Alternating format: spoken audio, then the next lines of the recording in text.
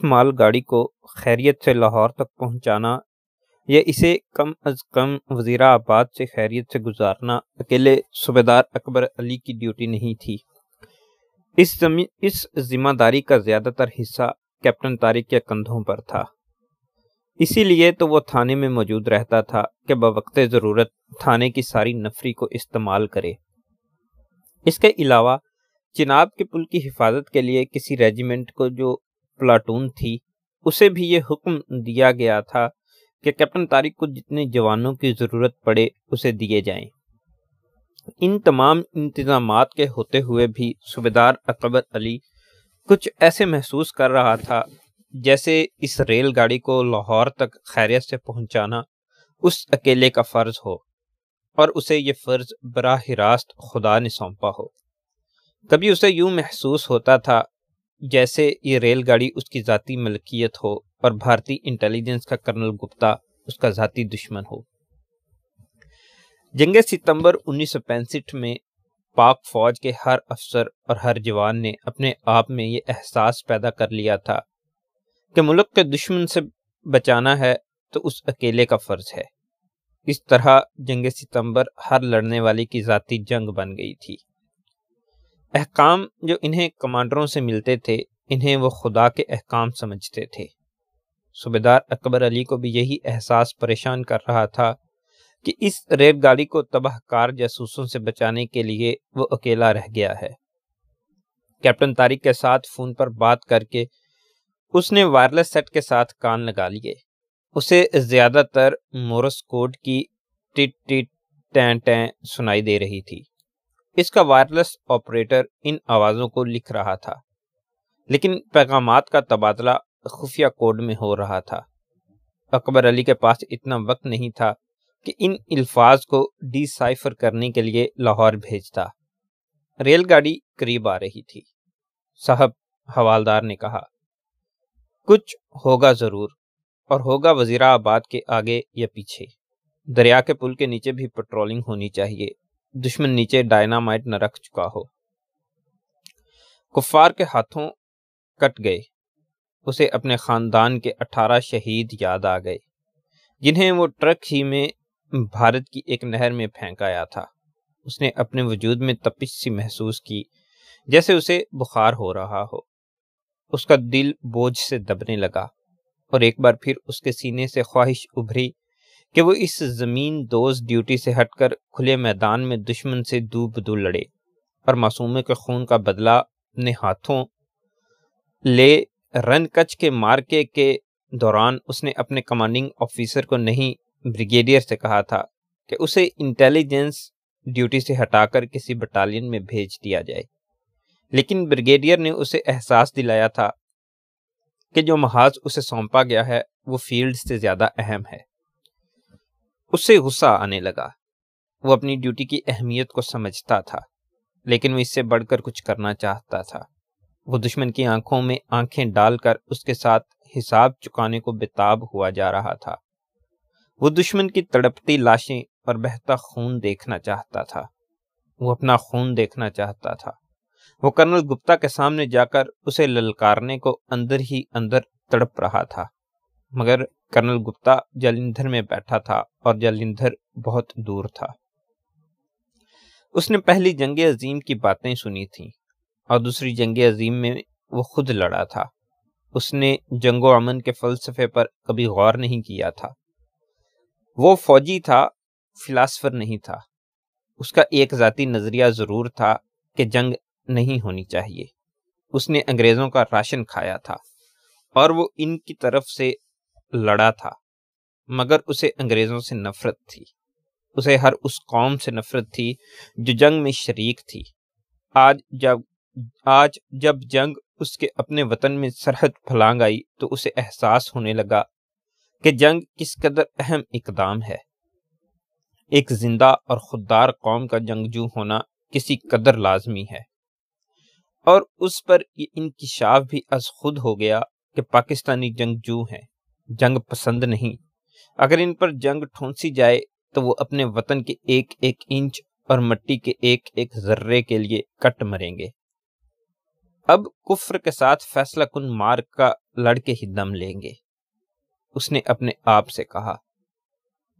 دوسرا روز تھا، اس نے شیو بھی نہیں کی تھی اور چائے اور چند ایک بسکٹوں کے سوا کچھ کھایا بھی نہیں تھا۔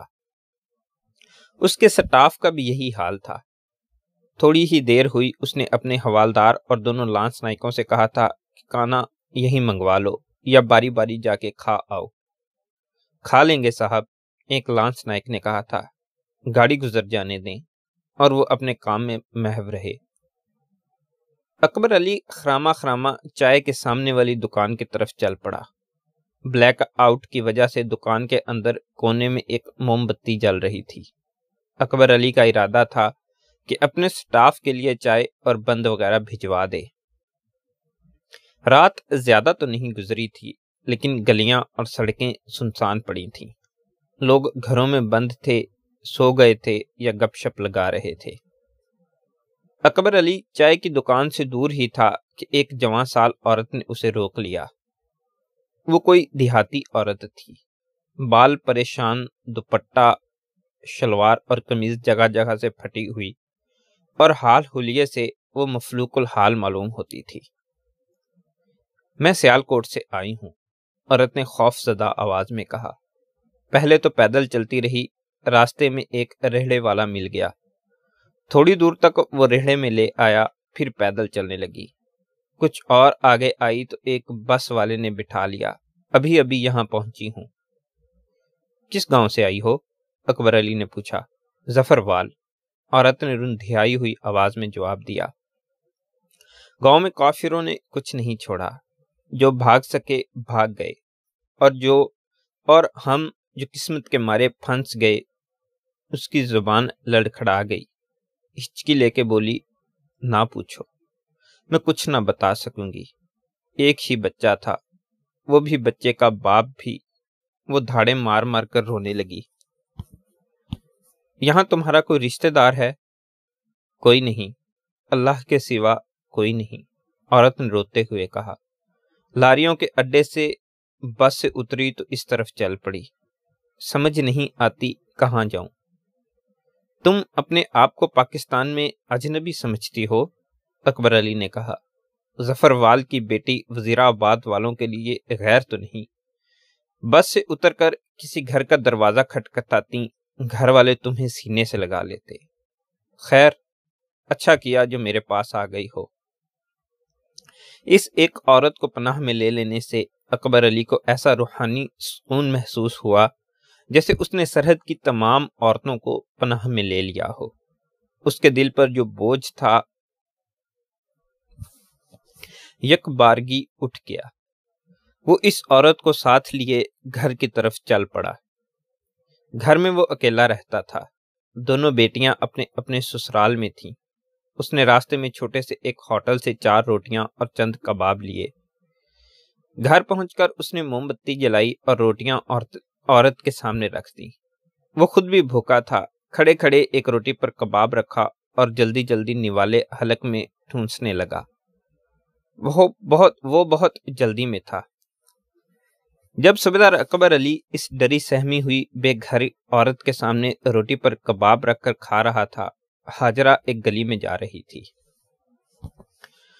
چوہدری کرامت کی رشتہ دار 2 جوان لڑکیاں اس کی بیٹی شمع کو دیکھنے آئی تھیں۔ شمع کا بخار ابھی اترا نہیں تھا، لڑکیوں کو دیر ہو گئی۔ شمع کی ماں نے ہاجرہ سے کہا کہ وہ ان لڑکیوں کے ساتھ ان کے گھر تک جائے۔ شمع کی ماں نے یہ تو سوچ لیا کہ لڑکیاں جوان ہیں، رات کے وقت اکیلی نہ جائیں، لیکن اس نے یہ نہ سوچا کہ ہاجرہ بھی جوان ہے اور دونوں سے زیادہ خوبصورت ہے۔ یہ لڑکیوں کو چھوڑ کر اکیلی آئے گی، سوچنے کی ضرورت ہی کیا تھی۔ ہاجرہ نوکرانی تھی، نوکروں نوکرانیوں کی عزت اور عصمت کا خیال رکھنا ضروری نہیں سمجھا جاتا۔ دونوں لڑکیاں اٹکیلیاں کرتی جا رہی تھیں اور ہاجرہ چپ چاپ ان کے پیچھے پیچھے جا رہی تھی۔ اقبال کی ممانی کی سنی تم نے؟ ایک لڑکی نے دوسری سے کہا۔ کہتی پھرتی ہے کہ میں تو اپنی بیٹی اقبال کو نہیں دوں گی، وہ تو ساری عمر کے لیے اندھا ہو گیا ہے۔ میں سن چکی ہوں، دوسری لڑکی نے کہا۔ وہ اس لیے کہتی پھرتی ہے کہ عورتیں اقبال کے ماں باپ کو بتا دیں۔ ہاجرہ کے دل پر بڑی سخت چوٹ پڑی۔ اسے اقبال کی ممانی پر غصہ آنے لگا، لیکن اپنا خون پینے کے سوا کر ہی کیا سکتی تھی۔ وہ لڑکیوں کو ان کے گھر تک پہنچا کر واپس آ رہی تھی۔ رات کا پہلا پہر گزر رہا تھا، چاندنی نکھرتی آ رہی تھی۔ ہاجرہ کی جذباتی دنیا میں زلزلے بپا تھے۔ اس کی طبیعت میں ہیجان اور بے قراری تھی۔ اس بے قراری میں رہ رہ کر اسے تلخی کا احساس ہوتا تھا، اور اس کا دل چاہ رہا تھا کہ کھاریاں اقبال کے پاس چلی جائے اور اس سے باتیں سنے یا افضال کے پاس جا بیٹھے۔ یہ تو اسے یقین ہو چکا تھا کہ افضال جاسوس نہیں۔ افضال کا خیال آتے ہی اسے میٹھی میٹھی سی تھکن محسوس ہونے لگی۔ وہ یوں افضال کے گھر کی طرف چل دی جیسے تھکا ماندہ راہ رو منزل کی طرف جا رہا ہو۔ شہر میں مکمل بلیک آؤٹ تھا۔ گلیاں سنسان تھیں، لوگ براندوں میں سوئے ہوئے تھے یا چھتوں پر باتوں میں محو تھے۔ ہاجرہ افضال کی گلی سے ذرا ہی دور تھی کہ اسے گلی کی نکڑ پر سفید برقعے میں لپٹی ہوئی کوئی عورت کھڑی نظر آئی۔ گلی سے ایک آدمی نکلا اور عورت کے ساتھ لے کر تیز تیز قدم دوسری سمت چل پڑا۔ ہاجرہ کو یقین کی حد تک شک ہوا کہ وہ افضال ہے، لیکن اسے خیال آیا کہ افضال کا کسی عورت سے کیا کام۔ وہ تقریباً دوڑنے کی رفتار سے افضال کی گلی میں داخل ہوئی اور اس کے دروازے پر جا رکی۔ دستک دی تو دروازہ فوراً ہی کھل گیا۔ اندر اندھیرا اور سکوت تھا۔ اس نے افضال کو پکارا، کوئی جواب نہ ملا۔ اسے یاد آ گیا کہ افضال تو یہاں سے جا چکا ہے۔ اسے اکبر علی پر غصہ آنے لگا، جس نے افضال پر جاسوسی کا الزام لگایا تھا۔ ہاجرہ کو خیال آیا کہ افضال شریف آدمی ہے، اس ڈر سے کہیں اور چلا گیا ہے کہ اکبر علی اسے گرفتار کرا دے گا۔ ہاجرہ کو یقین ہو گیا کہ برقعے والی عورت کے ساتھ جو آدمی گیا ہے وہ افضال ہی تھا۔ وہ عورت افضال کی ماں بھی ہو سکتی تھی، بہن بھی، یا سیال کوٹ کے کسی گاؤں سے بھاگی ہوئی کوئی پناہ گزین عورت بھی، مگر ہاجرہ کی نگاہ میں وہ عورت تھی۔ اسے دھچکا سا لگا، جیسے وہ عورت اس سے افضال کو چھین لے گئی ہو۔ اس کی جذباتی حالت پہلے ہی بے ٹھکانہ تھی۔ احساسات میں افراتفری بپا تھی۔ وہ تھکن محسوس نہیں کر رہی تھی، لیکن اعصاب پر 2 راتوں کی شب بیداری اور اقبال کی حالت اور اس کی باتوں کے ہیجان کا اثر باہر صورت تھا۔ اس نئی صورتحال میں وہ اعصابی تناؤ کا شکار ہو گئی اور اس کی سوچ مفلوج ہو کے رہ گئی۔ وہ ان پڑھ لڑکی تھی جو پیار کی محرومی، گھرکیوں، گالیوں، تھپڑوں اور لوگوں کے باورچی خانوں اور جوتیوں میں پل کر جوان ہوئی تھی۔ نفرت، حقارت اور زود پشیمانی اس کی ذات کے بنیادی عناصر تھے، جن کے زیر اثر اس کا ہر رد عمل فوری اور انتہائی ہوا کرتا تھا۔ لوگ اسے گلیوں میں چھیڑا کرتے تھے۔ اس نے انگار سے نکل کر چپ سادھ لی تھی، چپ بھی ایسی جیسے پتھر بن گئی ہو، لیکن ایثار پر اتری تو اپنی آنکھیں تک نکال کر اقبال کو دینے پر تیار ہو گئی۔ جب اقبال اور اکبر علی سے نفرت تھی تو ان کی آنکھیں نوچ لینے کو تیار، لیکن جب افضال اچھا لگا تو دنیا بھر کے ڈر، خطرے اور شرم و حجاب کو الگ رکھ کر اس کی گود میں جا سر رکھا۔ اب افضال کے ساتھ ایک عورت کو جاتے دیکھا تو وہ بلا سوچے سمجھے آگ بگولا ہو کر اسی سمت دوڑ پڑی جدھر افضال چلا گیا تھا۔ صوبیدار اکبر علی نے جلدی جلدی ایک روٹی کھائی اور ظفر اقبال کی پناہ گزین عورت کو تسلی تشفی دے کر پیٹ بھر کر کھانا کھلایا اور اسے پانی کا گلاس دیا۔ میں شاید رات کو گھر نہ آ سکوں، اس نے اس عورت سے کہا۔ تم یہاں اطمینان سے سو جاؤ اور اپنا گھر سمجھو، صبح تمہارا کوئی اور بندوبست کر دوں گا، آج کی رات یہیں گزارو۔ نہیں، عورت نے ڈرے ہوئے بچے کی طرح کہا، خدا کے لیے اکیلے چھوڑ کے نہ جانا، مجھے ساتھ لے چلو، ڈر آتا ہے۔ اکبر علی نے اس کا حوصلہ بڑھانے کے لیے بہت سی باتیں کی، مگر عورت اس قدر خوف زدہ تھی کہ اکبر علی کی راہ روک کے کھڑی ہو گئی۔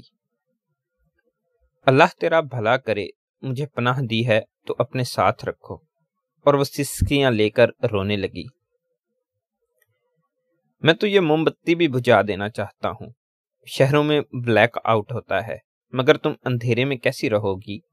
اکبر علی نے کہا، یہاں کوئی خطرہ نہیں، جنگ وزیرا آباد سے بہت دور ہے، یہاں تک دشمن کی ہوا بھی نہیں پہنچ سکتی، یہاں تم سب تمہارے سجن ہیں، اندر سے دروازہ بند کر کے سو جاؤ۔ نہیں، عورت اٹھ کر اس سے لپٹ گئی اور رو رو کے بے حال ہونے لگی۔ خدا کے لیے رک جاؤ، نہ جاؤ۔ اکبر علی پر رکت طاری ہو گئی۔ اس عورت کی یہ ذہنی کیفیت اس کے لیے قابل فہم تھی۔ وہ دوسری جنگ عظیم کا فوجی تھا۔ وہ جانتا تھا کہ جنگ کی زد میں آئے ہوئے شہریوں کا کیا حشر ہوتا ہے۔ جب برما، ملایا، سنگاپور وغیرہ سے جاپانی شکست کھا کر پسپا ہوئے تھے،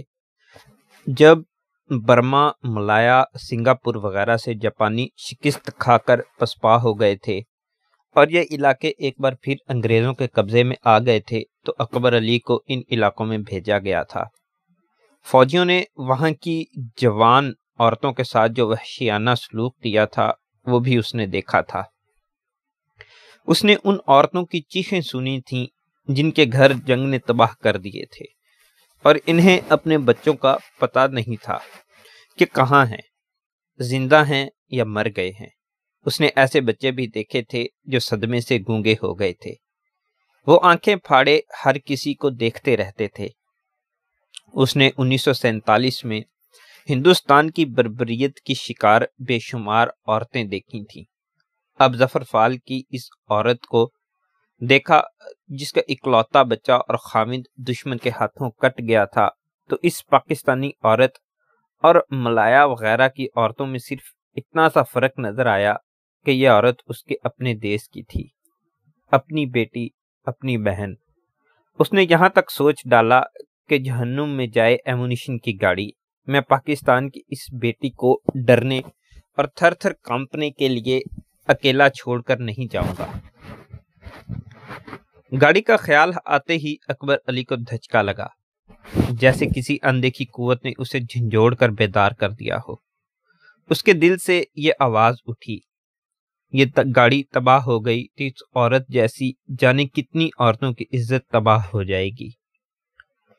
ریل گاڑی کے محافظ دو سیبر طیارے ایک بار پھر چیختے چنگھاڑتے اوپر سے گزر گئے اور دوسرے ہی لمحے گھوم کر پھر واپس چلے گئے۔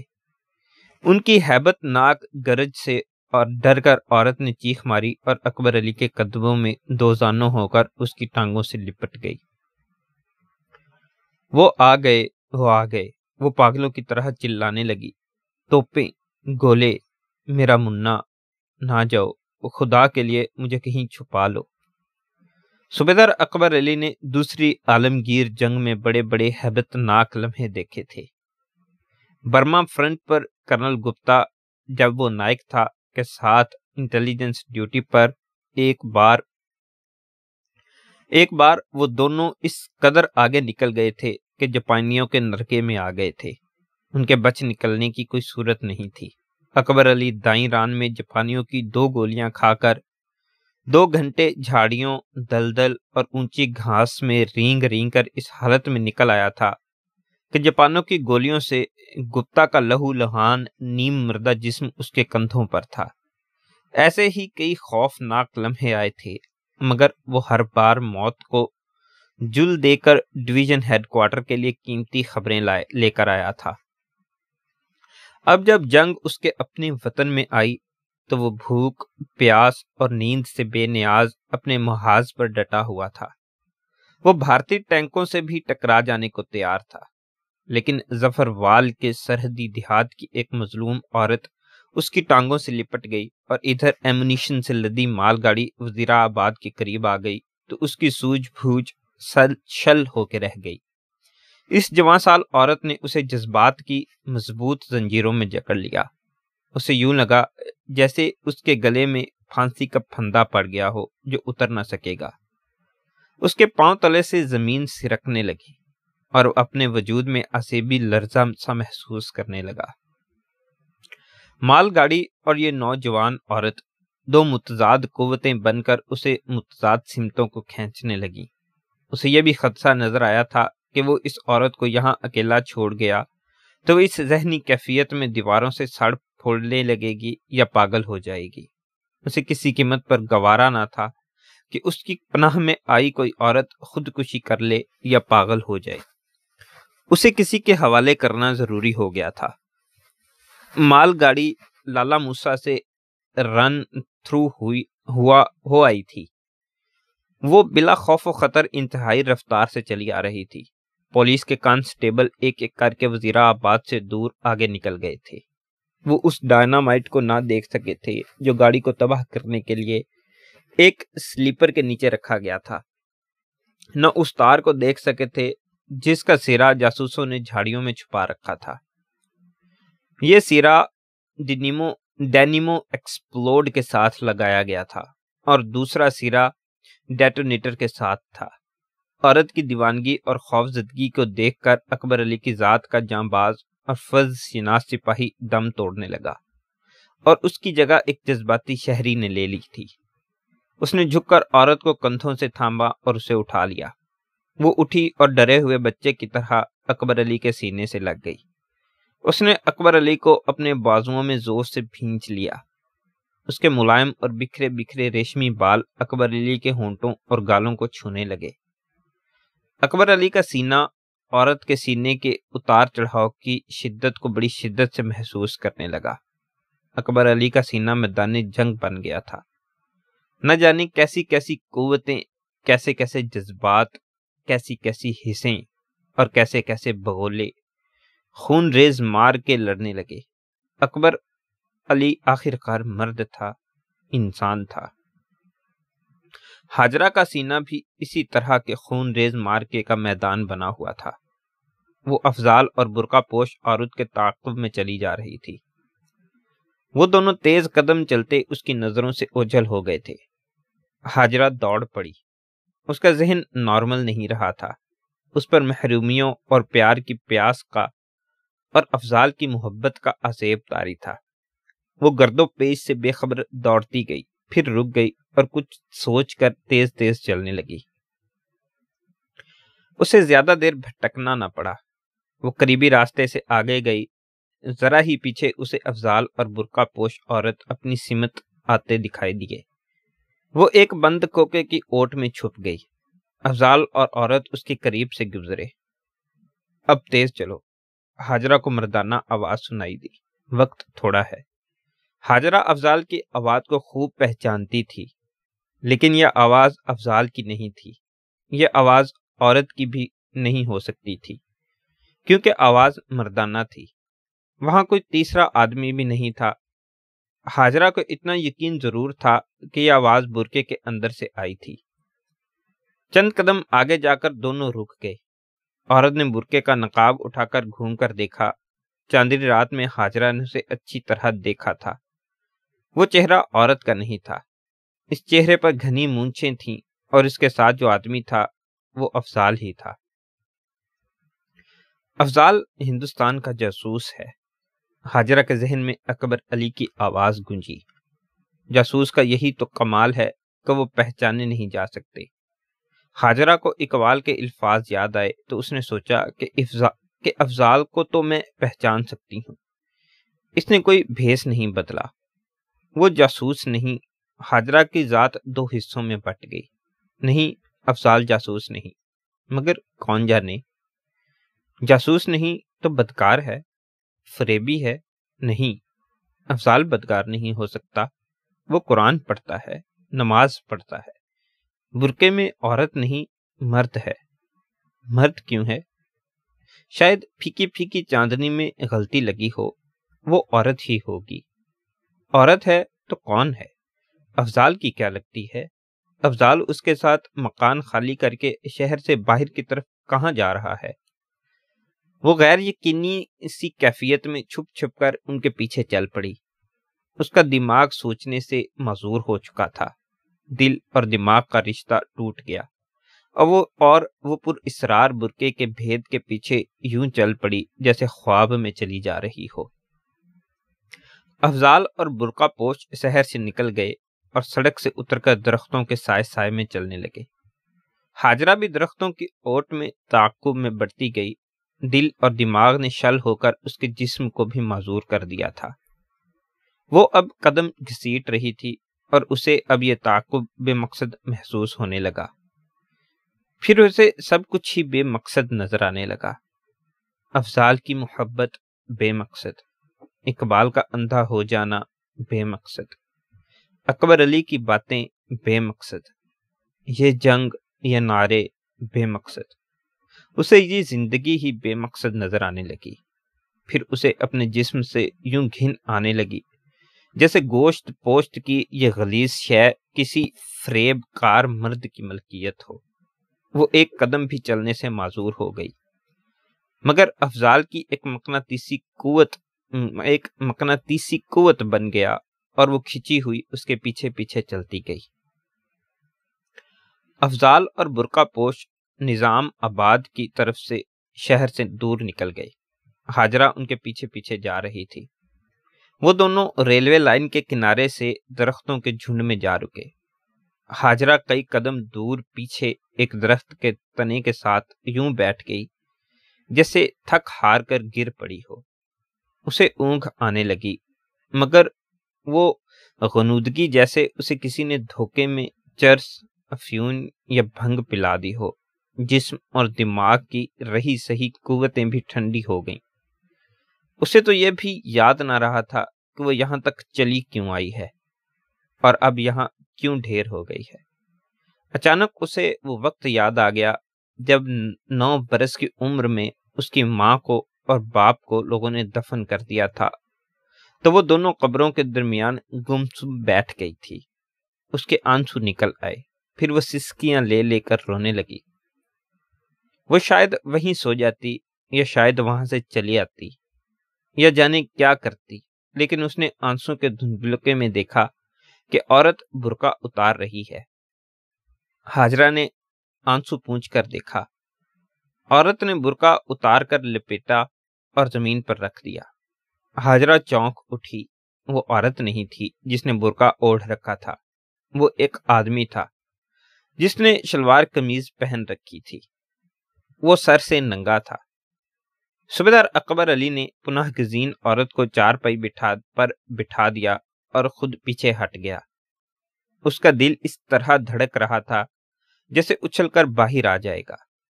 موم بتی کی تھرکتی لو میں اس نے عورت کے بالوں کو دیکھا۔ اسے ہاجرہ یاد آ گئی۔ ہاجرہ کے بال بھی اسی طرح جاذب نظر تھے۔ ہاجرہ کا خیال آتے ہی اس کا دل یک بارگی ہلکا پھلکا ہو گیا جیسے اس کا مسئلہ حل ہو گیا ہو۔ مجھے ایک ایسی ڈیوٹی پر جانا ہے جو ٹل نہیں سکتی، اکبر علی نے کہا۔ میں تمہیں اپنے ساتھ بھی نہیں لے جا سکتا۔ چلو میں تمہیں ایک لڑکی کے پاس چھوڑ آتا ہوں، وہاں تمہیں ڈر نہیں لگے گا۔ میں ڈیوٹی سے فارغ ہوتے ہی وہاں پہنچ جاؤں گا۔ اس نے ٹھیک سوچا تھا۔ ہاجرہ کا خیال آتے ہی اسے یہ سوچ آ گئی تھی کہ وہ اس عورت کو اقبال کے والد کے سپرد کر دے گا اور وہ لوگ اسے ہاجرہ کے کمرے میں جگہ دے دیں گے۔ نہیں، عورت بولی، تم میرے ساتھ رہو۔ میں تمہارے ساتھ نہیں رہ سکوں گا، اکبر علی نے ہاری ہوئی آواز میں کہا۔ میں آدھی رات کے بعد آ سکوں گا۔ اس نے گھڑی دیکھی تو چونک اٹھا۔ گاڑی وزیرآباد کے قریب آ رہی تھی۔ تھوڑی دیر بعد چلے جانا، عورت نے رندھی ہوئی التجا کی۔ میں سو جاؤں تو بے شک چلے جانا، ذرا دیر بیٹھ جاؤ، میرے قریب بیٹھو۔ اس نے سر جھکا لیا۔ اکبر علی گہری سوچ میں کھو گیا۔ اس نے چونک کر ایک بار پھر گھڑی دیکھی۔ اضطراب اور ذہنی کشمکش اس کے چہرے سے ظاہر ہونے لگی۔ اس نے عورت کو دیکھا۔ وہ سر چکائے، چہرہ ہاتھوں میں تھامے، یاس اور نا امیدی کا مرقع بنی بیٹھی تھی۔ موم بتی کی زرد زرد روشنی اس کے بالوں پر ناچ رہی تھی۔ ان بالوں میں ٹیڑھی مانگ کی سیدھی سفید لکیر اکبر علی کو پریشان کرنے لگی۔ اس نے سوچا یہ عورت ظفر وال کی سرحد پر قیامت کی گولہ باری سے بچ کر جانے دھول اور مٹی میں کہاں کہاں چھپ کر پا پیادہ کتنی ہی مسافت طے کر کے آئی ہے، جانے کتنے دن بھوکی پیاسی بھی رہی ہوگی، دل میں بچے اور خامند کا غم لیے اتنے دنوں سے رو رہی ہوگی۔ اس نے عورت کے جھکے ہوئے سر کو دیکھا، پھر اس کی جھکی پلکوں کو نظر بھر کے دیکھا۔ عورت نے اپنے گالوں پر انگلیاں پھیلا دیں اور لمبوتری انگلیوں کا حسن بالوں سے زیادہ محصور کن تھا۔ اس کے ہاتھوں، ہونٹوں، پلکوں اور رخساروں کی سفیدی مائل گلابی رنگت میں تازگی اور اشتعال انگیز حسن کا نکھار تھا۔ وہ اسے دیکھتا رہا۔ 2-3 لمحے گزر گئے۔ عورت نے آہستہ آہستہ سر اٹھایا اور اکبر علی کی طرف دیکھا۔ عورت کی آنکھیں خوف سے کھل گئیں۔ اکبر علی نے دیکھا کہ ان آنکھوں میں جادو کا اثر تھا۔ اس قدر موہنی آنکھیں اس نے کبھی نہیں دیکھی تھی۔ عورت کی آنکھیں کھلتی چلی گئیں اور ہونٹ لرزنے لگے۔ اس نے خوف زدہ ہو کر ایک ہاتھ اپنے ہونٹوں پر رکھ لیا۔ وہی اکبر علی جو ابھی فرشتہ تھا، اب درندے اور وحشی کے روپ میں اس کے سامنے کھڑا اسے چپ چاپ گھور رہا تھا۔ اکبر علی کے ہاتھ میں ریوالور تھا جس کی نولی عورت کی طرف تھی۔ عورت پر سکتہ طاری ہو گیا۔ ہونٹ کپ کپائے مگر کچھ کہہ نہ سکے۔ اکبر علی چپ چاپ اس پر ریوالور تانے اس کی جادو بھری آنکھوں میں آنکھیں ڈالے ہوئے تھا۔ کمرے میں موت کا سناٹا طاری تھا۔ موم بتی کی لو لرزنے لگی۔ دیوار پر اکبر علی کا سایہ ننگے بھوت کی طرح ناچ رہا تھا۔ اٹھو، اکبر علی نے دھیمی مگر قہر آلود آواز میں کہا۔ عورت آہستہ آہستہ اٹھنے لگی اور لڑکھڑاتی زبان میں بولی، تم نے پستول کیوں نکال لیا ہے؟ اکبر علی چپ چاپ اس کی طرف بڑھا۔ عورت نے آہستہ سے دونوں ہاتھ اپنی ناف پر رکھ لیے، لیکن یوں تیزی سے اٹھا لیے جیسے کسی نے چونکا دیا ہو۔ اکبر علی کے لیے اتنا سا اشارہ کافی تھا۔ وہ انٹیلیجنس کا صوبے دار تھا، اشارے سمجھتا تھا۔ عورت پیچھے ہٹنے لگی، لیکن چارپائی نے اسے پیچھے نہ ہٹنے دیا۔ اکبر علی نے بجلی کی تیزی سے اس کے آزار بند پر ہاتھ اس کے آزار بند پر رکھ کر اسے اپنی طرف گھسیٹ لیا۔ عورت نے دونوں ہاتھوں سے اس کا ہاتھ پکڑ لیا۔ اکبر علی نے اسے اسی ہاتھ سے دھکیل کر چارپائی پر چت کر دیا اور اس کے ہاتھوں کو جھٹک کر اس کی قمیض ناف سے ہٹا دی۔ بے غیرت، عورت نے چلا کر کہا، کافر، مظلوم عورت کی عزت پر ہاتھ ڈالتے شرم نہیں آتی؟ میں پاکستان کی لوٹی پٹی عورت ہوں۔ کرنل گپتا مجھ سے زیادہ چالاک نہیں، اکبر علی نے اس کے ہاتھوں کو جھٹک کر فاتحانہ لہجے میں کہا۔ وہ جانتا ہے وزیر آباد میں اس کا گرائی اور نمبری اکبر علی موجود ہے۔ برما فرنٹ پر میں اس کے ساتھ نہ ہوتا تو سالہ ایک رپورٹ ٹھیک سے نہ دے سکتا۔ میں اسے اٹھا کر نہ لاتا تو آج وہ جالندھر میں کرنل بنانا بیٹھا ہوتا۔ عورت جیسے بے جان ہو گئی ہو، اس کے ہاتھ پاؤں ڈھیلے پڑ گئے۔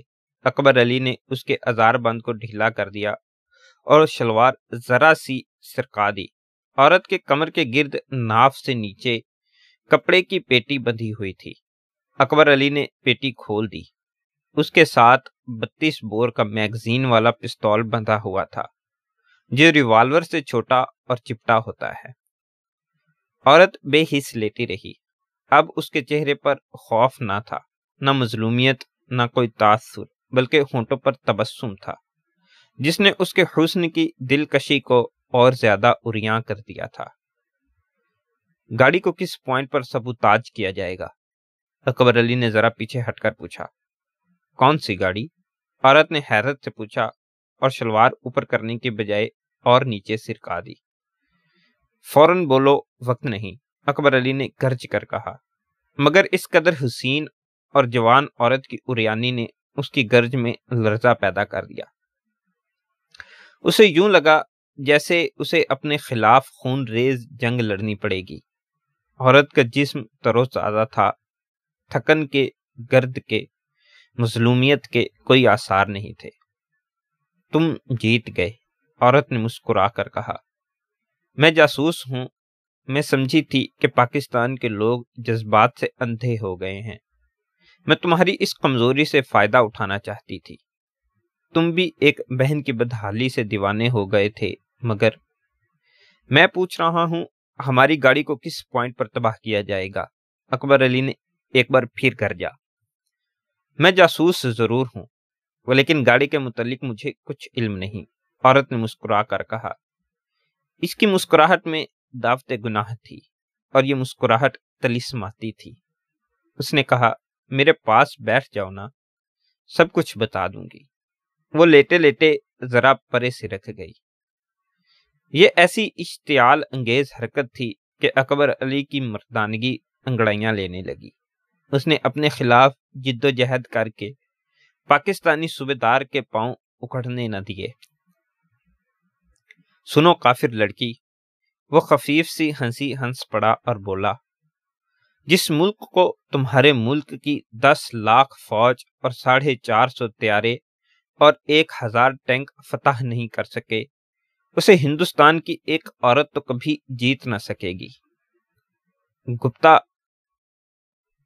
گپتا کرنل ہی صحیح، لیکن جنرل چودھری کو شاید معلوم نہیں کہ پاک آرمی کا ایک صوبیدار انڈین آرمی کے کرنل سے زیادہ عقل مند ہوتا ہے۔ اس نے گھڑی دیکھی اور اندازہ کیا کہ گاڑی چناب کے پل سے کتنی دور رہی ہوگی۔ وہ چلا اٹھا، گاڑی کو کہاں تباہ کیا جائے گا؟ اس نے جواب کا انتظار کیے بغیر کہنے لگا، میں تمہیں گولی نہیں ماروں گا کافر کی بچی، میں ابھی 10-12 چرسیوں، افیمیوں اور بھنگیوں کو بلا کر تمہیں ان کے حوالے کر دوں گا۔ صبح تک تم خارش سے مرتی ہوئی کتیا کی طرح تڑپ رہی ہوگی، تم پر کوئی رحم نہیں کرے گا، میں تمہیں پولیس کے حوالے نہیں کروں گا۔ وہ اٹھ کھڑی ہوئی، اس کی شلوار اس کے پاؤں میں گر پڑی۔ میں سچ کہہ رہی ہوں، سب کچھ بتا دوں گی، اس نے فحش سی قسم کی مسکراہٹ سے کہا۔ تم خود مرد نہیں ہو، خدا کے واسطے مجھے وحشیوں کے حوالے نہ کرنا، میں اپنے آپ کو تمہارے حوالے کرتی ہوں، آؤ بیٹھو تو صحیح۔ وہ گناہ کا ہنستا مسکراتا پیکر بن گئی۔ اکبر علی کا دل بلند آواز سے دھڑکنے لگا، عورت کا یہ وار کام کرنے لگا۔ اکبر علی کی بیوی کو مرے 18 سال گزر گئے تھے۔ وہ فرشتہ نہیں تھا، انگریزوں کے دور کا فوجی تھا۔ اب تو وہ اس عمر کو پہنچ گیا تھا جس عمر کے آدمی کی طرف کوئی بدصورت اور زیادہ عمر کی عورت بھی نہیں دیکھتی۔ اس نے حاجرہ کو گھر لانے کے بڑے جتن کیے تھے۔ حاجرہ نے اس کی نیندیں حرام کر دی تھیں، مگر اس کے ہاتھ نہ آئی تھی۔ آج کی چپ چاپ رات اس قدر حسین اور ہندو لڑکی اریاں ہو کر اسے مسکرا کر بلا رہی تھی۔ اس کے پاؤں اکھڑنے لگے۔ پاک آرمی کی انٹیلیجنس کے صوبیدار پر یوں نشہ طاری سا ہونے لگا جیسے اس کی ناک پر کلوروفارم سے آلودہ رومال رکھ دیا گیا ہو۔ یا خداوند کریم، اس نے سر کو زور سے جھٹکا دیا اور دل ہی دل میں دعا کی، یہ عورت پہلے کی طرح ڈری ہوئی پاکستانی عورت بن جائے اور رو رو کر مجھ سے پناہ مانگے۔ اس نے اپنے وجود میں جھلسا دینے والی تپش محسوس کی۔ الاؤ بھڑک اٹھا۔ اس کے سامنے پاکستانی نہیں، ہندوستان کی ایک جاسوس عورت کھڑی تھی، نیم اریاں۔ سوچتے کیا ہو؟ عورت نے مسکرا کر کہا اور ہاتھ بڑھا کر اس کی کلائی تھام لی۔ مرد سوچا تو نہیں کرتے، 15-20 منٹ رک جاؤ، بڑی دلچسپ باتیں سناؤں گی۔ ایمونیشن سے لدی گاڑی چناب سے ذرا ہی دور رہ گئی تھی۔ ڈرائیور نے گھڑی دیکھی، سامنے چاندنی رات میں چمکتی پٹڑی کو دیکھا، پھر رفتار کی سوئی دیکھی، پھر اس نے فائر مین کی طرف دیکھا فائرمین نے سر سے ہلکا سا اشارہ کیا۔ ڈرائیور نے رفتار بڑھا دی اور ہاتھ جوڑ کر آسمان کی طرف دیکھا۔ وہ خدا سے گاڑی کی سلامتی مانگ رہا تھا۔ گاڑی کے پہیے پٹڑی سے اٹھنے لگے۔ اس پٹڑی پر اس قدر تیز گاڑی کبھی نہیں چلی تھی، نہ یہ پٹڑی اتنی رفتار کے قابل تھی۔ ڈرائیور کو اچھی طرح معلوم تھا کہ اسے لاہور کتنی جلدی اور کیوں اتنی جلدی پہنچنا ہے، لیکن اسے کون بتاتا کہ 15-20 منٹ تک اس کا انجن ڈائنامائٹ کے اوپر سے گزر رہا ہوگا، اور وہ حسین عورت اکبر علی سے کہہ رہی تھی 15-20 منٹ رک جاؤ، بڑی دلچسپ باتیں سناؤں گی۔ میں اقبال جرم کر چکی ہوں، میں جاسوس ہوں۔ وہ اسے دعوت گناہ دے رہی تھی۔ وہ چارپائی پر بیٹھ گئی۔ اکبر علی آہستہ آہستہ اس کی طرف بڑھا۔ اس کے ریوالور کی نالی عورت کی طرف تھی۔ ریوالور پر اس کے ہاتھ کی گرفت مضبوط تھی، لیکن عورت کی طرف بڑھتے ہوئے اس کی گرفت ڈھیلی پڑ گئی تھی۔ وہ آہستہ آہستہ بڑھ رہا تھا اور اس کے وجود میں جو آگ بھڑکی تھی وہ بڑی تیزی سے پھیل رہی تھی۔ عورت نے شکار مار لیا تھا۔ اکبر علی کے ہاتھ میں جو ریوالور تھا اس کی نالی ابھی تک عورت کی طرف اور اکبر علی کی انگلی ٹریگر پر تھی۔ جب وہ عورت کے قریب پہنچا تو اس کی سانس یوں پھول چکی تھی جیسے پہاڑی پر چڑھ رہا ہو۔ اس کی انگلی ٹریگر گارڈ میں رہی اور ریوالور اس کی گرفت چھوٹ گئی۔ ریوالور اس کی انگلی میں لٹک گیا۔ عورت کی مسکراہٹ اور زیادہ زہد شکن ہو گئی۔ عین اس وقت گاڑی کے محافظ 2 طیارے سے نیچے پرواز کرتے گزر گئے۔ اس کی بلندی اس قدر کم تھی کہ کمرے کی چھت چھن چھن کرتی لرز گئی۔ اب کہ یہ سیبر طیارے نہیں بلکہ 2 F-104 اسٹار فائٹر تھے۔ ان کی بجلی جیسی گرج نے وزیر آباد کو بنیادوں تک ہلا ڈالا۔ اکبر علی کا سینہ اس کی چھت کی طرح لرزا۔ اس نے عورت کی طرف بڑی آہستگی سے آخری قدم بڑھایا تھا۔ یہ قدم صوبیدار کا نہیں، ایک مرد کا تھا جو حسن و عریانی کی طرف کھینچا جا رہا تھا، لیکن اپنے طیارے کی ہلا دینے والی گرج سن کر آخری قدم آگے کی بجائے پیچھے آ گیا۔ ریوالور جو نیم عریاں حسن سے مرعوب ہو کر انگلی میں لٹک گیا تھا، اپنے آپ اچھل کر اکبر علی کے ہاتھ کی گرفت میں آ گیا اور نالی عورت کی طرف ہو گئی۔ اکبر علی کا بایاں ہاتھ بجلی کی طرح لپکا اور عورت کے دلکش بالوں کو مٹھی میں لے کر اس قدر زور سے جھٹکا دیا کہ عورت چیخ اٹھی۔ اکبر علی نے دانت پیس کر عورت کو دوہرا کر دیا اور ریوالور کی نالی اس کی 2 انگلیوں کے درمیان رکھ کر انگلیوں کو اپنے ہاتھ کے شکنجے میں جکڑا اور زور سے دبایا۔ عورت کی انگلیوں کی ہڈیاں جیسے ٹوٹنے لگی ہوں۔ اس کے بالوں پر اکبر علی کے ہاتھوں کی گرفت اور مضبوط ہو گئی۔ اس نے اسے پیچھے کی طرف اس قدر دوہرا کر دیا کہ عورت کی ریڑھ کی ہڈی کے جوڑ چٹکنے لگے۔ عورت تڑپنے لگی۔ اس کے چہرے پر پسینے کے قطرے اس طرح پھوٹ آئے جیسے کسی نے پانی کا چھینٹا مارا ہو۔ اس کے سپیدی مائل گلابی گال لال سرخ ہو گئے۔ نشیلی آنکھیں خون آلود بوٹیاں بن گئیں۔ اس کے دانت کٹکٹانے لگے۔ اکبر علی بھول گیا تھا کہ وہ عورت ہے۔ اس نے اس کے بالوں کو ایک اور جھٹکا دیا اور انگلیوں کو اور زیادہ دبا دیا۔ عورت کی چیخیں درد کی سسکیاں بن گئیں اور اس کا جسم کانپنے لگا۔ گاڑی کو کس پوائنٹ پر سبوٹاج کیا جائے گا؟ اکبر علی نے غصے سے چلا کر پوچھا اور کرنل گپتا کو ننگی گالی دے کر کہا، اس روز اکبر علی اپنے ریوالور سے خودکشی کر لے گا جس روز گپتا پاکستان کی گاڑی کو تباہ کرے گا۔ فوراً بولو، میں ابھی آدمیوں کو بلا کر تمہیں ان کے ساتھ اسی کمرے میں بند کر دوں گا۔ فوراً بولو۔ اس نے اس کی انگلیوں کو اور زیادہ دبا دیا۔ 1.5 کلومیٹر، عورت نے کربناک سسکی لیتے ہوئے کہا۔ میری انگلیاں ٹوٹ جائیں گی، میرا ہاتھ چھوڑ دو۔ کس طرف؟ اکبر علی نے اس کی انگلیوں سے ریوالور کی نالی نکالے بغیر پوچھا۔ کہاں سے 1.5 کلومیٹر؟ وزیر آباد اسٹیشن کے آؤٹر سگنل سے، عورت نے کربناک آواز میں کہا۔ لاہور کی طرف۔ کوڈ بولو، اکبر علی نے گرفت ڈھیلی کر کے پوچھا۔ کوڈ فوراً۔ رانا، عورت نے ہچکی لی۔ کہاں کا؟ جلندھر کا۔ اور یہاں کا؟ راجا۔ ٹائم بم رکھا ہے یا ڈائنامائٹ؟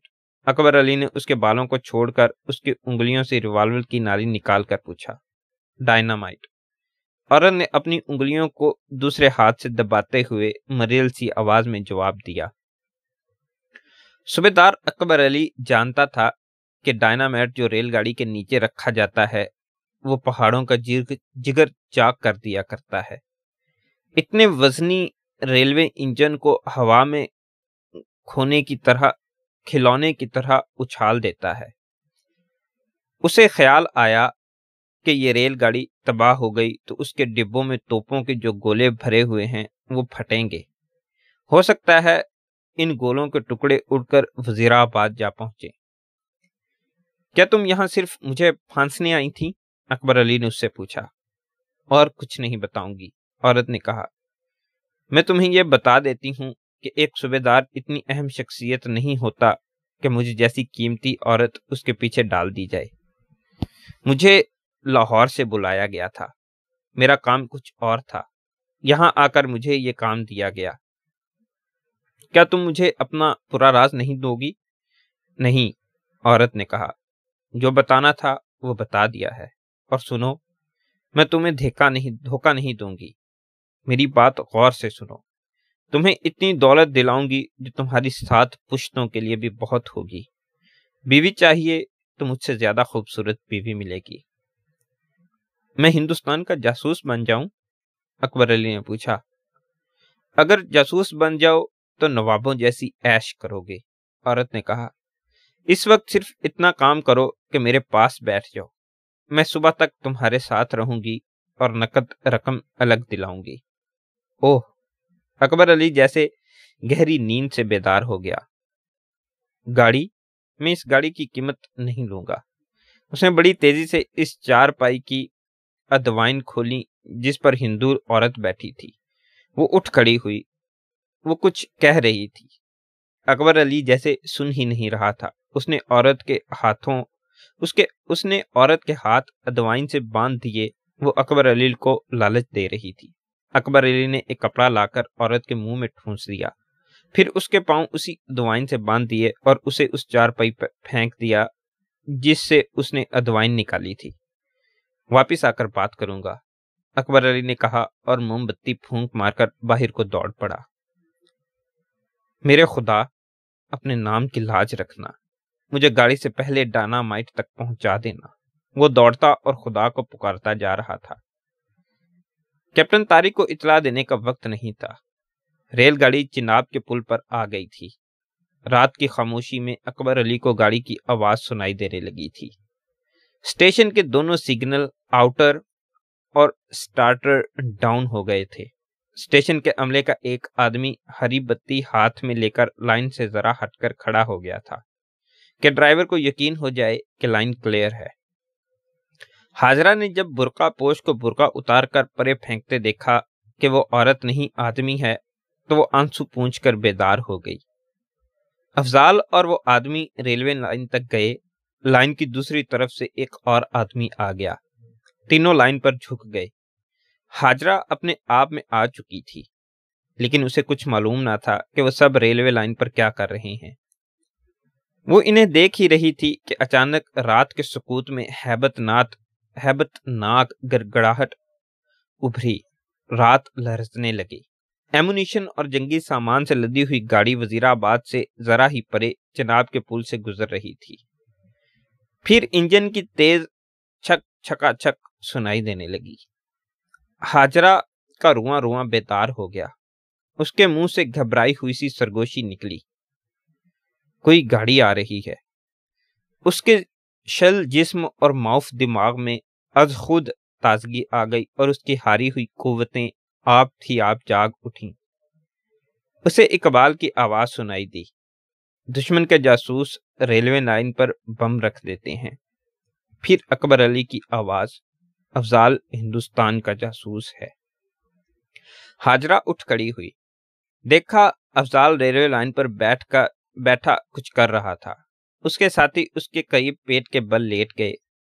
ہاجرہ کی نبضیں تیز ہو گئیں، لیکن اسے معلوم نہ تھا کہ وہ کیا کرے۔ اس نے سوچا کہ وہ بھاگ کر افضال سے کہے، دیکھو افضال جی، مجھے تم سے کتنی محبت ہے، میرے ملک کی گاڑی کو تباہ نہ کرو۔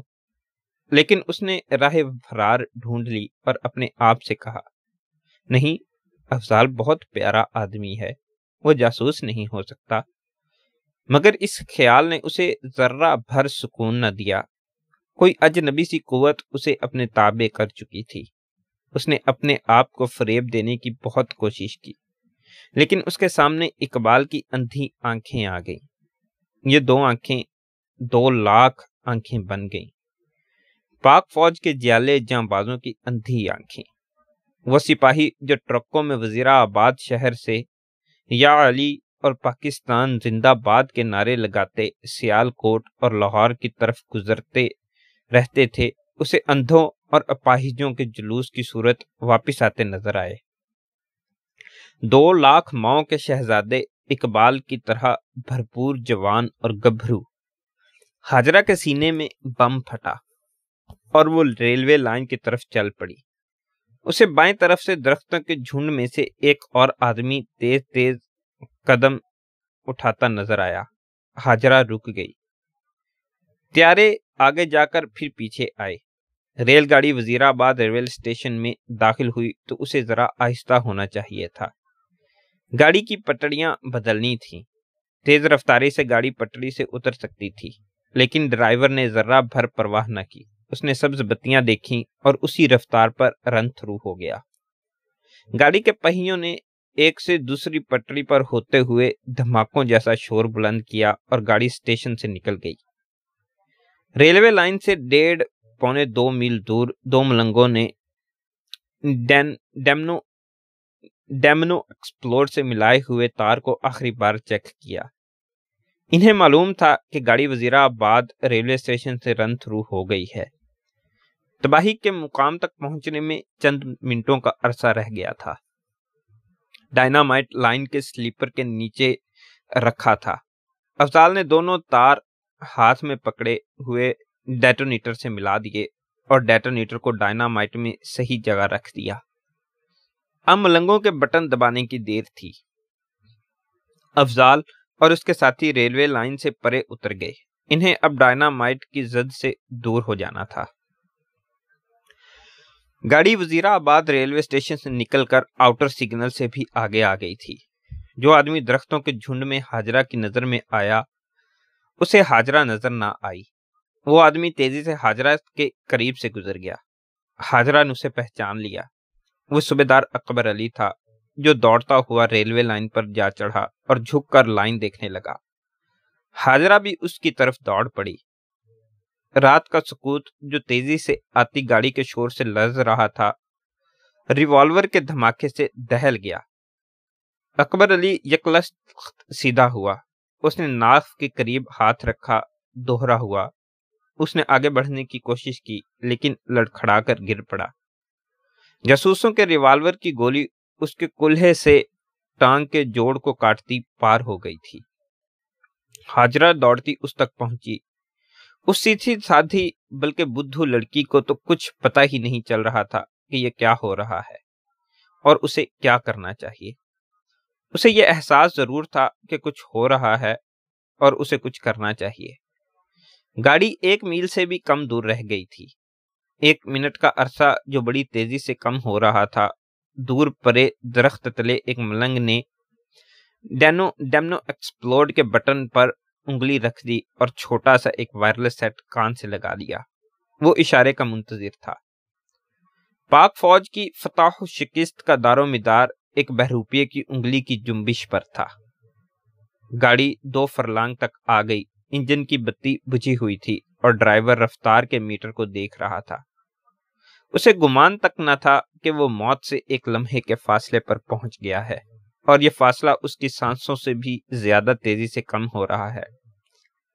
چند سانسیں، چند ثانیے۔ جالندھر میں کرنل گپتا بے تابی سے گاڑی کی تباہی کی رپورٹ کا انتظار کر رہا تھا۔ لائن سیدھی تھی۔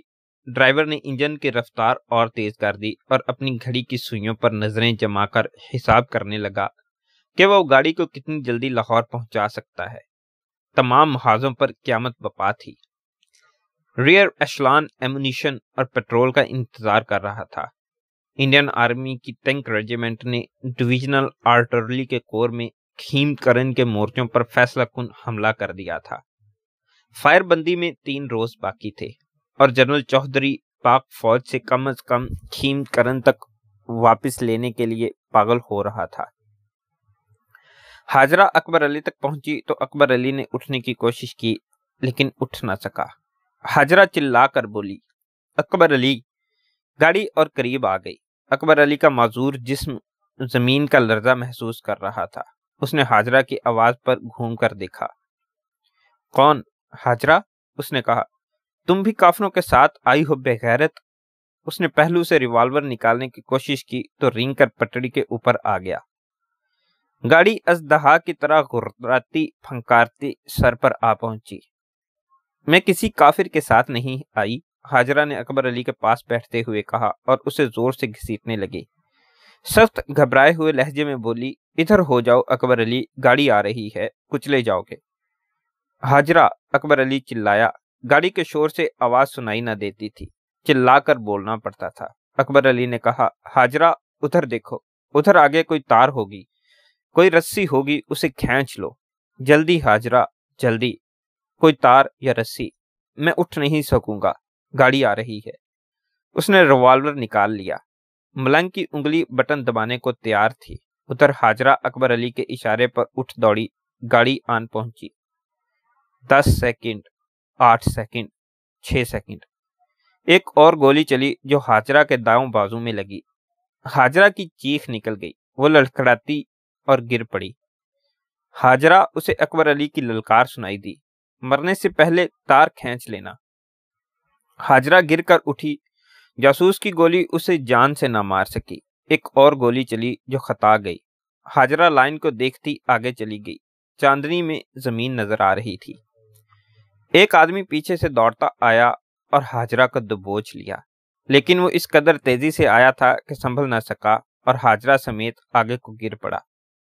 ہاجرہ اس کے نیچے تھی۔ اس کا ایک بازو ریوالور کی گولی نے معزول کر دیا تھا۔ اس آدمی نے اسے دبوچ بھی رکھا تھا۔ ادھر سے افضال دوڑتا ریلوے لائن پر چڑھا۔ ادھر سے اکبر علی کا ریوالور چلا۔ گولی افضال کی پیشانی میں لگی اور کھوپڑی سے پار ہو گئی۔ افضال پیچھے کی طرف گرا، پھر اٹھ نہ سکا۔ اکبر علی نے پیٹ کے بل رینگنے کی کوشش کی، لیکن اسے گولی ایسی جگہ لگی تھی کہ وہ رینگ بھی نہیں سکتا تھا۔ ہاجرہ اس آدمی کے نیچے منہ کے بل گری تھی۔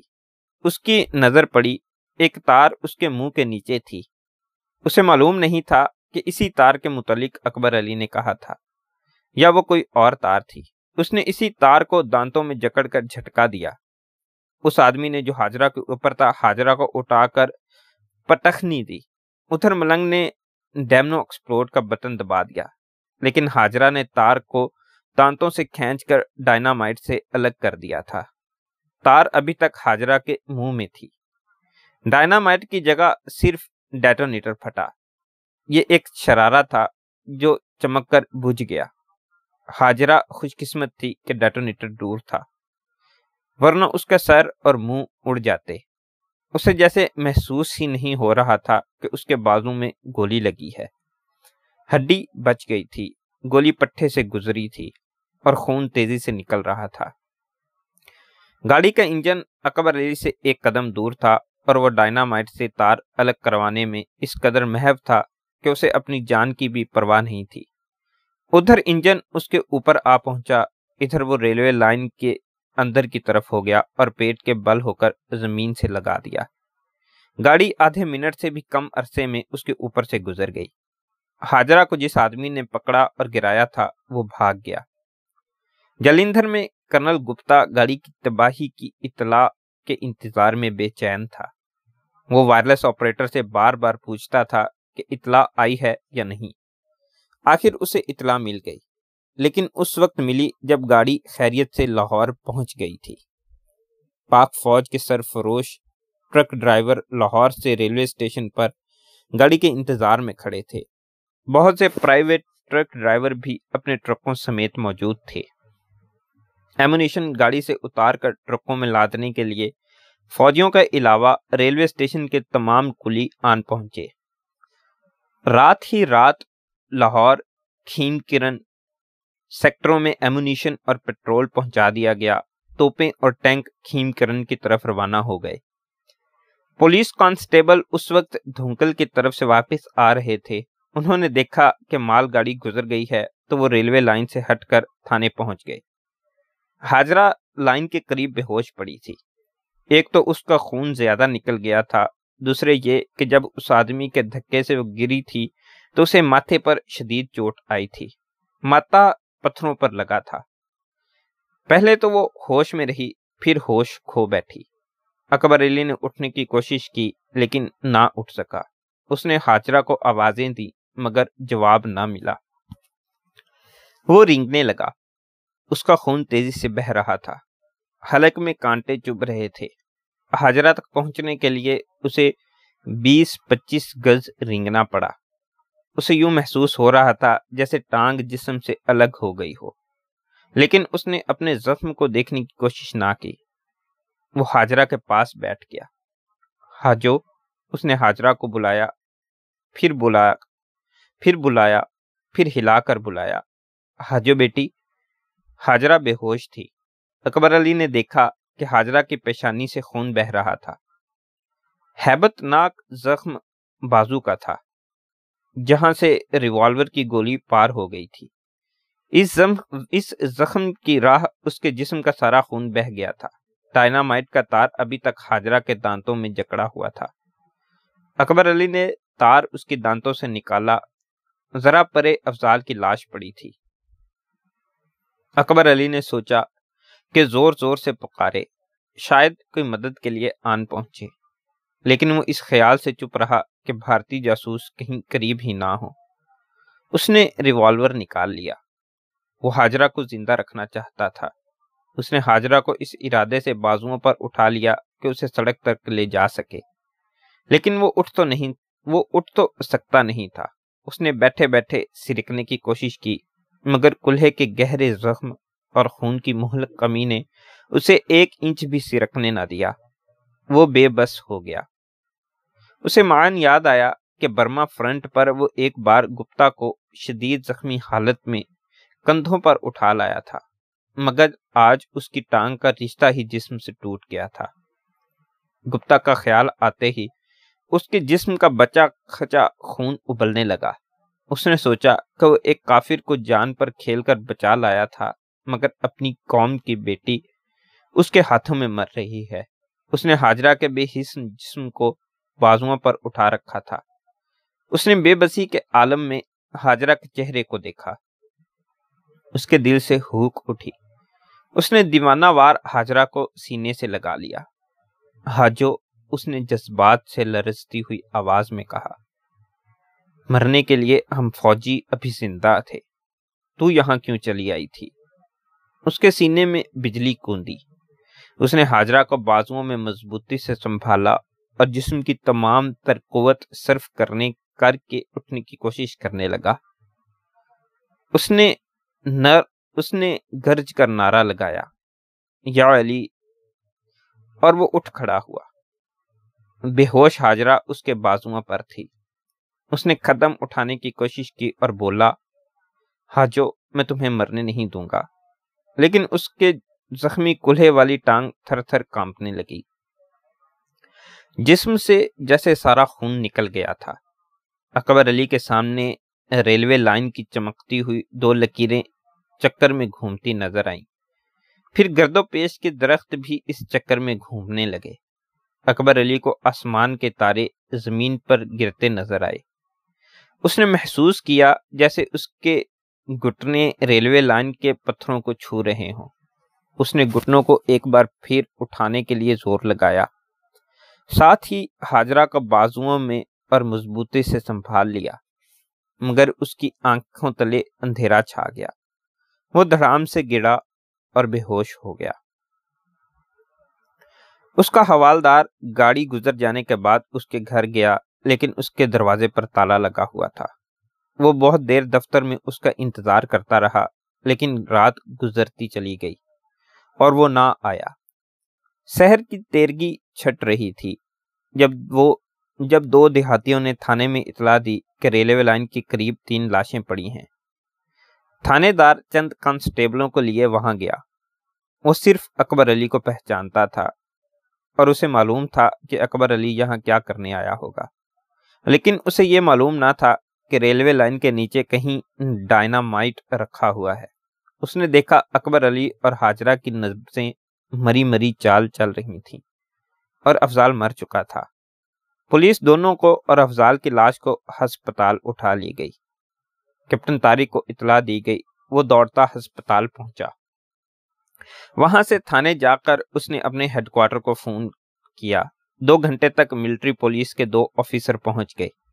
اکبر علی اور حاجرہ کو خون دیا جا رہا تھا، لیکن وہ ابھی تک بے ہوش تھے۔ تھانے دار کی نشاندہی پر ملٹری پولیس کے افسر ریلوے لائن کے قریب اس مقام پر پہنچے جہاں سے اکبر علی اور حاجرہ کو اٹھایا گیا تھا۔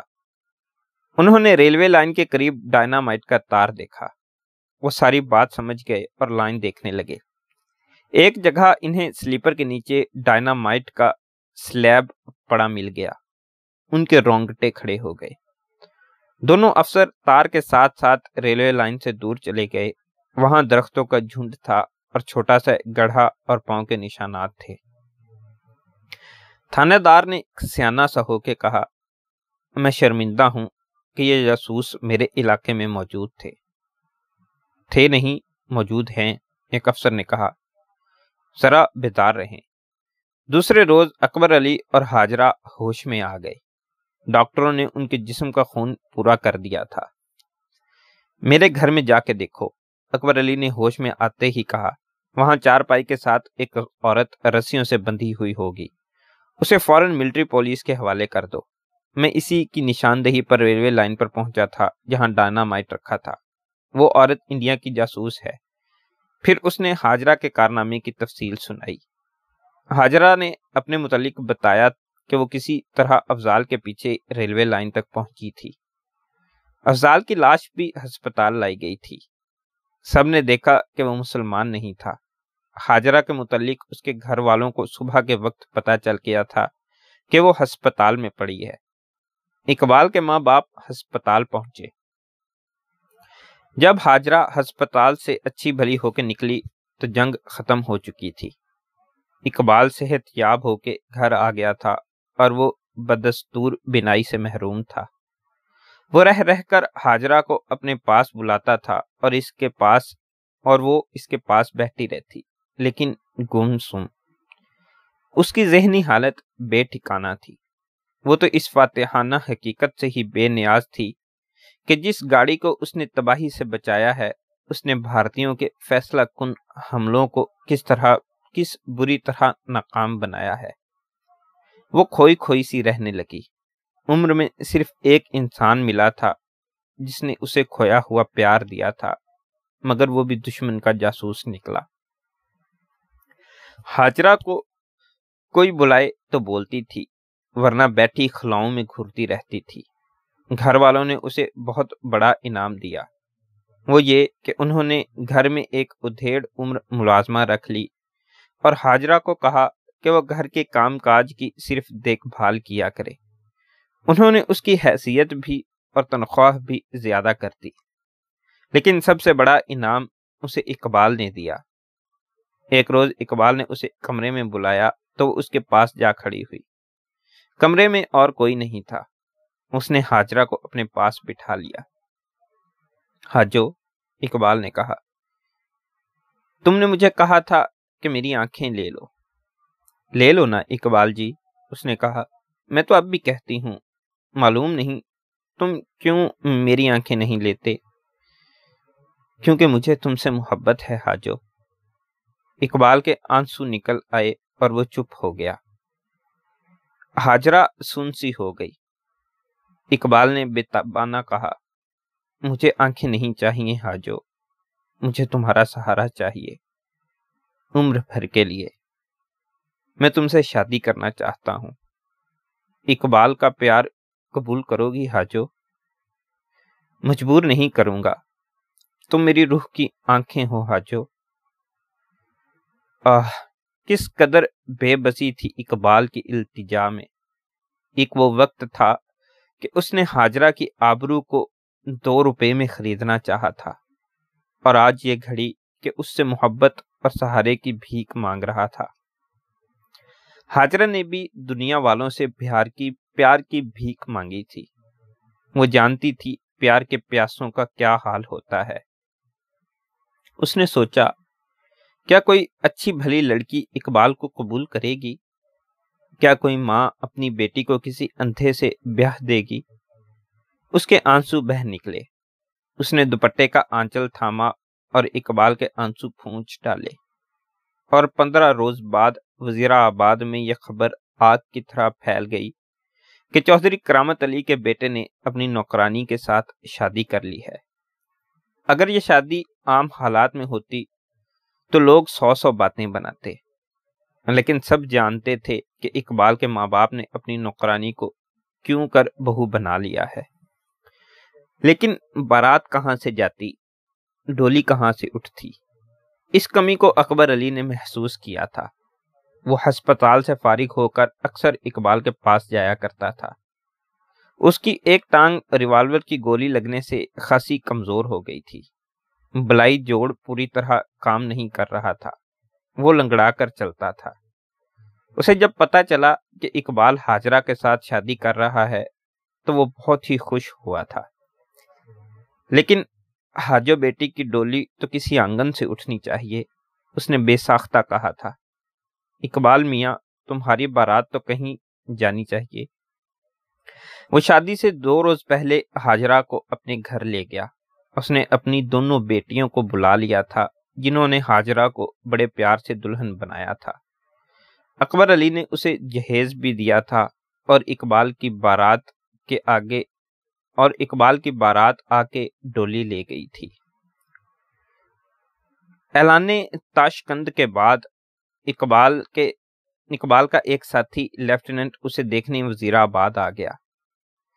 اقبال نے بےتاب ہو کر کہا کہ مجھے BRB تک لے چلو۔ لیفٹیننٹ کے پاس جیپ تھی۔ اقبال نے ہاجرہ کو بھی ساتھ لے لیا۔ ہاجرہ بڑے پیار سے اقبال کا ہاتھ تھامے اسے جیپ تک لے گئی۔ جیپ بیدیا سیکٹر میں BRB کے کنارے جا رکی۔ وہاں اب خاموشی تھی۔